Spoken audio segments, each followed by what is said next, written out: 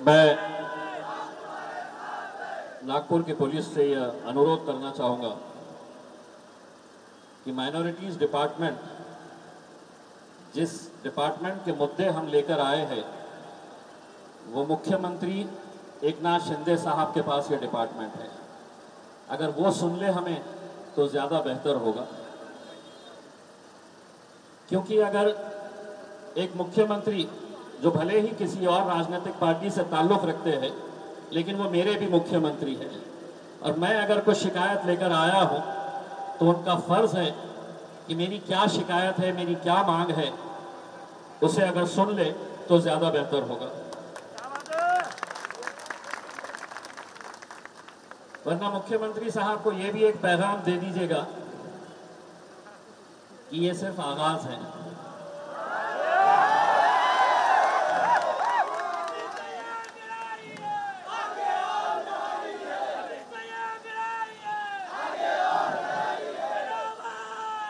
अगर मुख्यमंत्री साहब हमारे सब्र का पैमाना फूंकने के बाद क्या होता है देखना चाह रहे हैं, तो मुख्यमंत्री साहब को हम ये कहना चाहेंगे कि एक बार फिर हम मुंबई आ रहे हैं,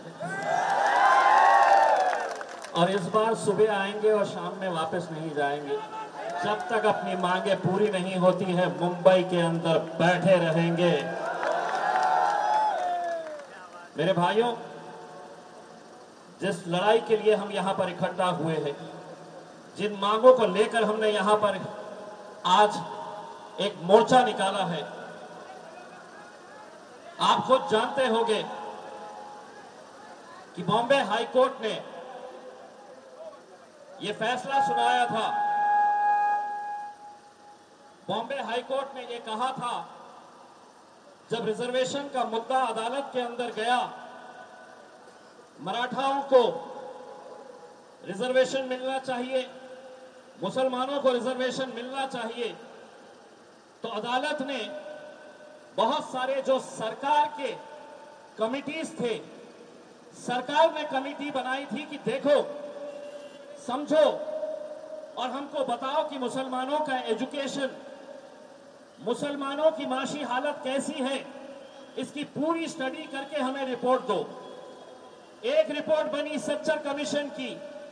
सच्चर कमीशन ने कहा कि इस मुल्क के अंदर सबसे ज्यादा अगर कोई पिछड़ा है, बल्कि उन्होंने यहां तक कहा था कि दलितों से ज्यादा इस मुल्क के अंदर मुसलमान और पिछड़ा है।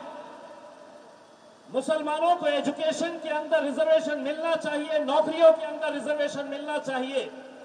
ये जस्टिस सच्चर कमीशन की रिपोर्ट बताती है। वो रिपोर्ट आई तो लेके ठंडे बस्ते में रख दिए।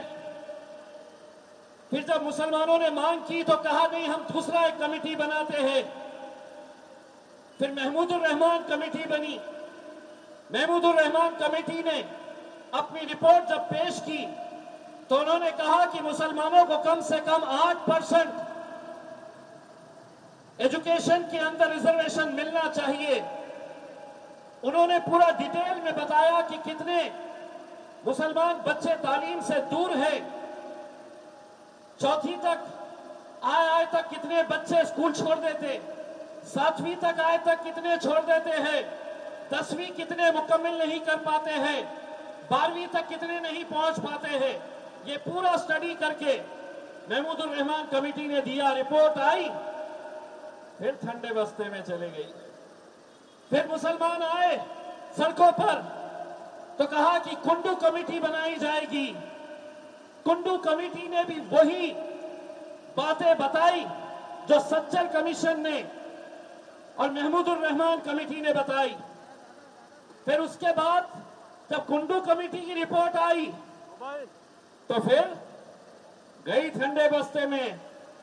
फिर कहा कि नहीं, रंगनाथ मिश्रा कमीशन ये स्टडी करेगा।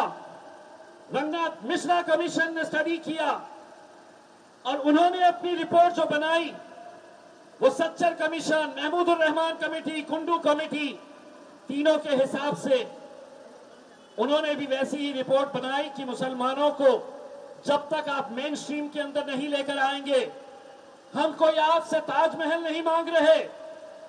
हर माँ बाप की ख्वाहिश होती है कि अपने बच्चे को वो डॉक्टर बनाए, इंजीनियर बनाए, यूपीएससी के एग्जाम में बिठाए। लेकिन आज इतने सालों से जो साजिशें रची जा रही है कि मुसलमानों को तालीम से दूर कैसे रखा जाए, और सिर्फ अब ये राज्य सरकार कर रही, ऐसा नहीं। कुछ दिन पहले केंद्र सरकार ने जो pre matric scholarship for minorities है, और हाँ, माइनॉरिटीज का मतलब लोगों को यह लगता है कि माइनॉरिटीज मतलब सिर्फ मुसलमान नहीं। माइनॉरिटीज के अंदर मुसलमानों के साथ बुद्धिस्ट समाज आता है, क्रिश्चियंस आते हैं, जैन्स आते हैं, सिख आते हैं, पारसी आते हैं। ये सब माइनॉरिटीज की प्री मैट्रिक स्कॉलरशिप बंद कर दी गई। उसके 8 दिन के बाद एक फैसला लिया गया कि मौलाना आजाद रिसर्च फेलोशिप जो केंद्र सरकार की तरफ से जो बच्चे पीएचडी कर रहे, रिसर्च कर रहे, उनकी स्कॉलरशिप बंद कर दी गई। मुझे तो हैरानी लोकसभा में बैठकर उस वक्त हुई जब कुछ कांग्रेस वालों ने और राष्ट्रवादी कांग्रेस वाले खड़े रह के ये कहे कि मराठाओं को रिजर्वेशन देना चाहिए, मुसलमानों को देना चाहिए। मैंने ओहो, 2.5 साल मुंह में लड्डू लेके बैठे थे क्या जब सत्ता थी यहाँ पे? तो 2.5 साल जब सत्ता थी तो तब उठाए नहीं मुद्दा और उम्मीद कर रहे कि भारतीय जनता पार्टी देगी, शिवसेना वाले देंगे। जब सत्ता में रहते हैं तो क्या चाहिए? आपका वोट चाहिए। विपक्ष में गए तो बोले नहीं, उन्होंने देंगे आपको। मैं उनको देखकर जब वो खड़े रहकर बोल रहे थे तो मैंने एक सांसद से कहा, उलझन बड़ी है, अब क्या करें, किससे मोहब्बत किससे नफरत करे, हर चेहरे के पीछे है कई चेहरे, किस पे शक करे और किस पे एतबार करे। अरे आप लोगों को देखकर तो गिरगिट भी शर्मा जाएगी कि इतने रंग तो मैं भी नहीं बदलती हूं जितने तुम बदलते हो। मेरे भाइयों, आज अगर ये सरकार अगर आपको नहीं सुन रही है, अगर आपकी मांग पूरी नहीं कर रही है, तो उसकी वजह यह है कि वो ये समझती है कि ये कौम मुर्दार हो चुकी है, इनमें लड़ने की कुव्वत खत्म हो चुकी है, और किसी भी जमहूरियत के लिए, किसी भी लोकतंत्र के लिए एक बिका हुआ पत्रकार, एक डरा हुआ विपक्ष और एक मुर्दार कौम किसी भी लोकतंत्र के लिए घातक साबित होती है। तुम्हें अगर जिंदा है तुम, तो जिंदा रहने का सबूत देना पड़ेगा तुम्हें लड़ना पड़ेगा। आज के इस दौर के अंदर कोई तुम्हें हथेली पर लाकर नहीं देने वाले हैं कि लो ये रिजर्वेशन हम तुम्हें देने के लिए आए हैं, लो हम तुम्हारी भलाई के लिए। मैं एक बात तमाम लोगों से ये कहना चाहता हूं, इस मुल्क से हम मोहब्बत करते हैं। ये मुल्क हमारा है, ये मुल्क किसी के बाप की जागीर नहीं है। ये मुल्क जितना तुम्हारा है उतना हमारा है, और इस मुल्क की तरक्की के लिए हम जी जान लगाने के लिए तैयार हैं। लेकिन अगर सरकार ये सोच रही कि इनको हम तालीम के में पीछे रखेंगे, इनके बच्चों को हम पढ़ाई से दूर रखेंगे, तो ये मुल्क आगे बढ़ेगा नहीं, ये मुल्क कभी आगे नहीं बढ़ेगा। अगर तुम मुसलमानों को, दलितों को, पिछड़ों को अगर तालीम से अगर दूर रखेंगे, हमारा भी उतना ही अधिकार है जितना तुम्हारा है। लेकिन आज जो साजिशें हो रही है, मैं सिर्फ आप लोगों से एक गवाही चाहता हूं।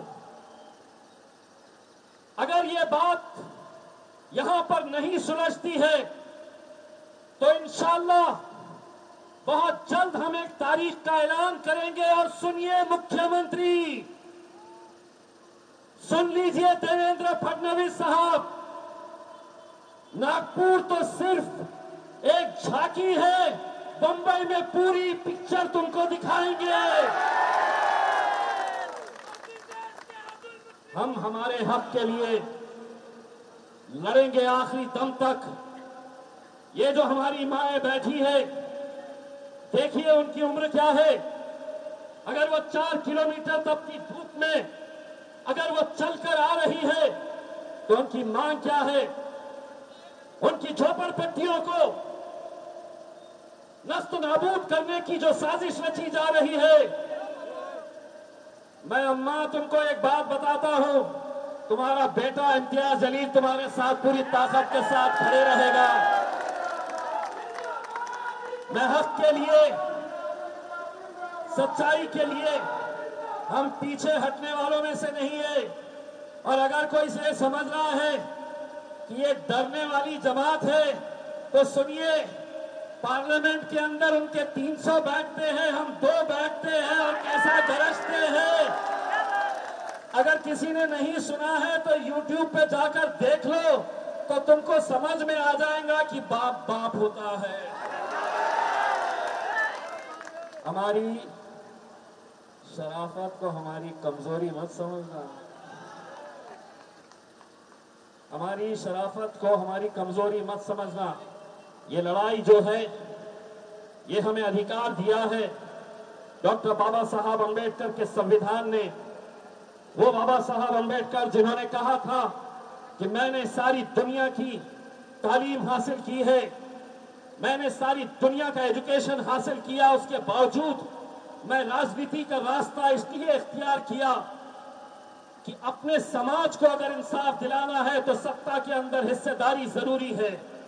वो हिस्सेदारी के लिए आप लोगों को मेहनत, जद्दोजहद करनी जरूरी है। विदर्भा के मैं तमाम नौजवानों का तहे दिल से शुक्रिया अदा करता हूं। जाते जाते तुम्हें मुझे जबान देनी होगी कि जिस दिन भी हम ऐलान करेंगे और आप ये मुंबई में जब जाएंगे तो अब अकेले हम नहीं जाएंगे, असद साहब को भी लेकर आएंगे इंशाअल्लाह। और मुंबई की सड़कों के ऊपर असद साहब भी आपके साथ कांधे से कांधा लगाकर बैठे रहेंगे। अगर आप मेरे साथ वहां पर चलने के लिए तैयार है तो दोनों हाथ ऊंचे करके मेरे साथ नारा लगाइए, नारे तकबीर, नारे तकबीर। बस यही इंतजार है।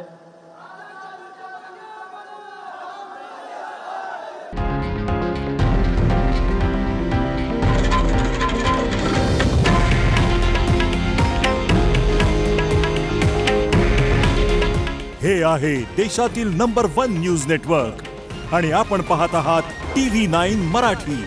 काळजी तुमची, हित महाराष्ट्राचं।